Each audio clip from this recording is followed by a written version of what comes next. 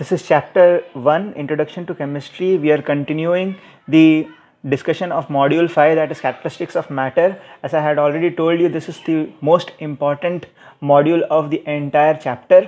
You should remember that we have already discussed about intermolecular force, one of the characteristics of matter, in the previous video. In this video we are going to continue with discussion of two other characteristics of matter. The first being the intermolecular space.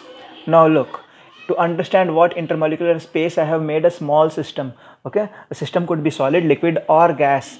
You can consider this probably a solid system. Okay, the small circles that we have made in this figure represents the molecules. The molecules are arranged in this form. This is orientation of molecules, and between the molecules there are this orange shaded spaces. Okay, these spaces are called the intermolecular space. Okay, intermolecular space, and these are molecules. Now apart from this, we have discussed three systems in which the molecules exist. One is solid, in which all the molecules exist in a very compact form.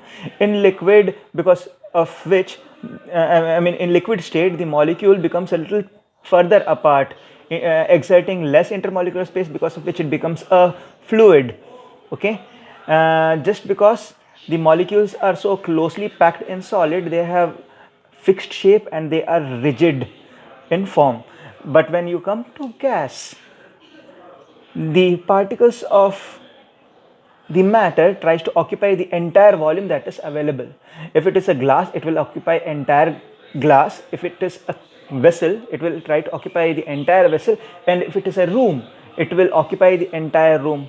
Okay, so the intermolecular intermolecular space is minimum in case of solid, a little more than solid in case of liquid, and maximum in case of gases. Now look, can this intermolecular space be used? Now, if it can be used, can it be used in solids? Okay, how can it be used? These are context of gossips.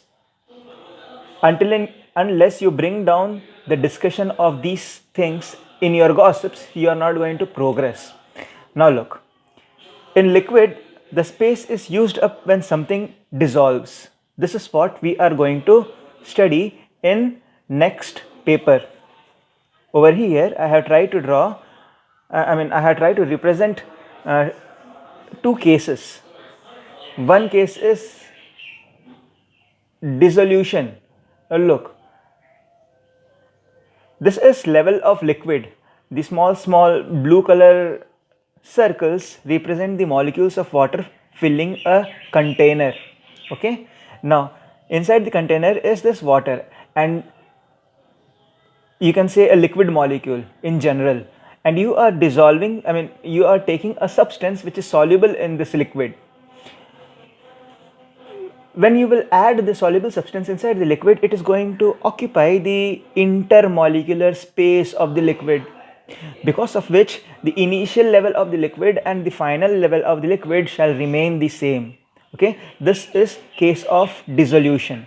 But if you are going to suspend such a big insoluble substance inside this liquid, for example, you can take a rock, or a stone which doesn't have any regular shape. This is a substance which doesn't have any regular shape. You are suspending it inside the water. So when you are suspending it inside the liquid, the level of liquid rises. You see, the initial level is this and final level is this.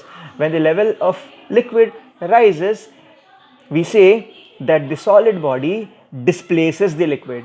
What is displacement? Displacement is occupation of the space of something which previously existed in that space. Okay, in this space previously existed the liquid molecules. Now that the solid has come, the solid has occupied all the space which was previously being occupied by the liquid molecules. That is the reason why this is called displacement. Displacement means displacing something. Now Apart from this, the third characteristics that we need to study is the continuous movement of a particle. This is third characteristics of matter. This is also very important. And when you are talking about continuous movement of particles, what kinds of movement can it be showing? Okay, it is spinning. Now look, spinning can be considered as rotation. The rotation movement that we discuss in geography while discussing the movement of Earth, it rotates about its axis. So this is imaginary line, okay, about which this small particle is rotating, okay, and this axis can orient itself in several directions, okay. This is vertical. Apart from that, there are 180 degrees that it can turn, okay. Imagine how many orientation is possible. In every orientation, the particle can show the spinning movement. Apart from this, if you consider matter composed of two atoms, okay, combined together, this is called a molecule of two particles. Even in this molecular form, it will show this kind of movement in which it will spread apart, it will come together, and then it will spread apart, okay. And this continuous spreading and contraction can be classified as vibration. So you just imagine a molecule. What can be an example of such molecule? Hydrochloric acid, HCl, hydrogen, chlorine, okay. This can show this vibrating movement between each other. Now, apart from that, if you are considering a particle being suspended inside a liquid, it can show this kind of movement also. This is called swirling motion, okay. You can imagine all types of movement. The more you imagine, the better you will understand the possible movement of particles suspended inside space or inside a liquid. Now, out of this, there are two important theories that you need to understand. The first theory is the kinetic theory of matter, which states that matter is composed of small particles and all particles are in continuous random motion, okay. Now, when you are talking about all particles, we are talking about all particles irrespective of in which state of matter it exists. Even if it is in solid state where its movement is very restricted to the rigid lattice of the solid mass, it shows continuous random motion. It can specially show this movement, spinning movement about its position, okay. And it can also show a vibratory movement between fixed atoms of the substance which is composing that rigid mass. Apart from that, now look, the second important concept is that every particle which is in continuous movement carries certain amount of energy by virtue of its movement, okay. The energy possessed by a body by virtue of its movement is called as kinetic energy, okay. Kinetic energy is energy of a particle which it possesses by virtue of its movement. Now, as we know that a system consists of many particles and each and every particle is in continuous movement, so each and every particle must be carrying some amount of kinetic energy.